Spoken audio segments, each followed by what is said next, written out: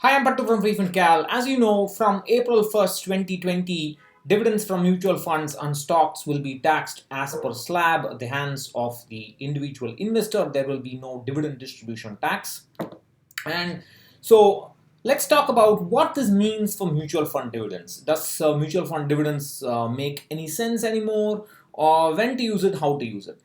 To be frank, most people do not understand what a mutual fund dividend is, and therefore they don't know how to use it well. A mutual fund dividend essentially means that the fund manager is selling some bonds, stocks, or maybe gold, and taking that money and distributing it proportional to the amount of units each investor holds, and that's called a dividend. And once they distribute it, the NAV will fall down to the extent of the dividend. So if the dividend is 1 rupee per unit, then the NAV will fall down by 1 rupee after the dividend, and that's called the X dividend. So you should know when to use the dividends to get some benefit of it, if there is any benefit.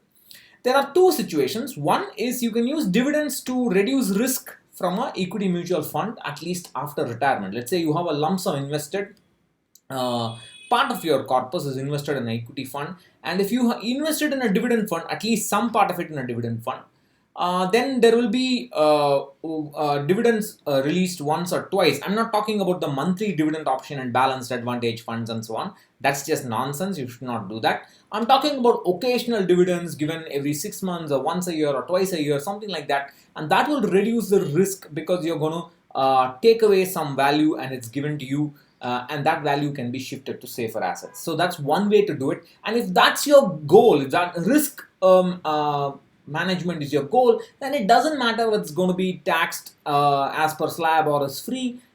Risk management is the goal, and that can continue, in my opinion. Uh, the other situation is that there are situations where you can reduce capital gains to zero by opting for weekly dividends or monthly dividends, where the gains over that week or over that month will be booked and given away as dividend, and the NAV will come down to 10. So the NAV will always be 10. Whenever you invest, it will be 10. When you redeem, it will be 10. There will be no capital gains, but the dividends will be the one that you get, and that will be taxed as per slab or as per the current tax rule. So that can be advantageous in certain circumstances. So let's take a look at both situations for equity funds and debt funds and find out when dividends make sense. So let me make this, or let me get rid of this, put it somewhere here. Yeah, that'll be okay.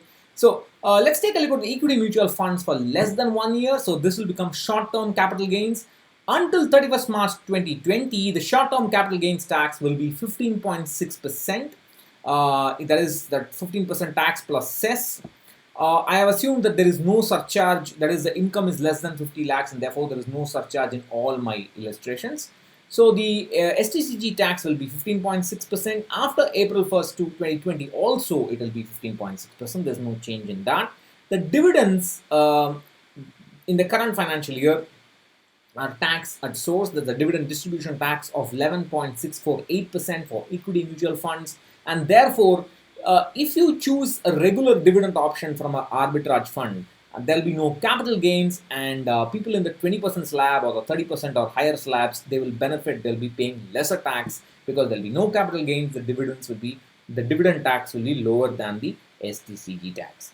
But after 1st April 2020, the dividends will be taxed as per slab. Therefore, the regular dividend option from arbitrage fund will be beneficial only for those in the 5% slab or those in the 0% slab, not for higher slabs.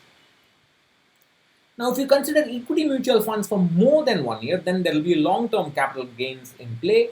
Up to 31st March 2020, the long-term capital gains tax is 10.4%. It will also be 10.4% after 1st April 2020. But in the current financial year, up to 31st March 2020, the dividends tax at source will be 11.648%. And therefore, the winner in the current financial year will be growth option for all the slabs. It can be used for managing risk, like I said. Then if you know what you're doing, then it can be done. But from 1st April 2020, the dividends will be taxed as per slab. Again, in terms of taxation, the winner will be the growth option. But if you choose to reduce tax and if you know what you're doing, you can do it irrespective of your tax slab. Now, coming to debt funds, in this case, the risk associated with investing in the growth option is the same as the risk associated with investing in the dividend option. For an equity fund, that is non-arbitrage equity fund, there is a higher risk in the growth option than the dividend option because you're going to occasionally book profits.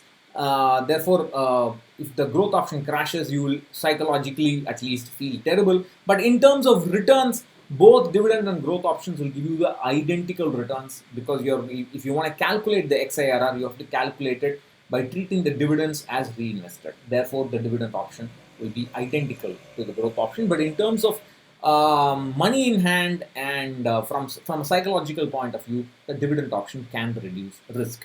That's not true in a debt fund.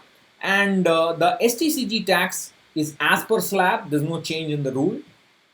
But in the current financial year, the dividend distribution tax is 29.12%.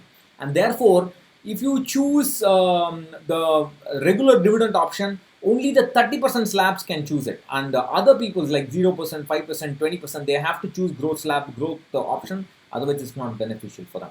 But after 31st, after that is from 1st April 2020 onwards, the dividends will be taxed as per slab, and there is really no winner. So for less than 3 years, it doesn't matter whether you choose regular dividends or whether you choose growth option, the taxation will essentially be the same, and that's a big change.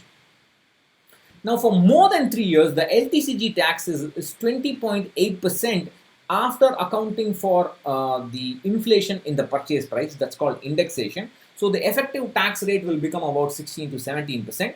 So in the current financial year, dividends are 29.12% tax. So the winner will be the growth option for 0%, 5%, and 20% slabs. There will be marginal benefit for those in the 30% slabs. But from 1st April 2020, dividends will be taxed as per slab, and therefore the growth option will still work for 20%. Growth option is still better for those in the 20% and 30% slabs, but the dividend options, regular dividends, can be obtained, can be considered for those in the 5% slab. So for retirees, right, so it can make a big difference. If they are on the 5% slab, they can get regular income from a liquid fund or an overnight fund, or occasionally they can get money. Maybe quarterly dividend is also fine. Quarterly dividend may also reduce the capital gains tax, may not minimize it. May minimize it, but it will not eliminate it. So they can consider regular income from a liquid fund or an overnight fund if they are retirees and if they are in the 5% slab. And now consider, if you want regular income for 2 years, 3 years, or even 4 or 5 years, you can still consider debt funds and get regular dividends from them.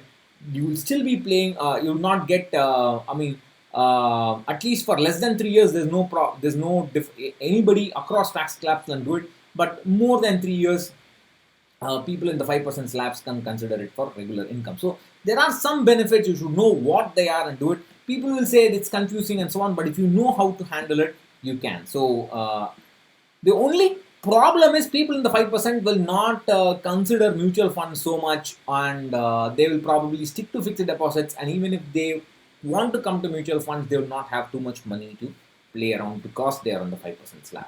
So that's essentially what I wanted to say in this video. If you have any questions or comments, please leave them below. Catch you later. Bye.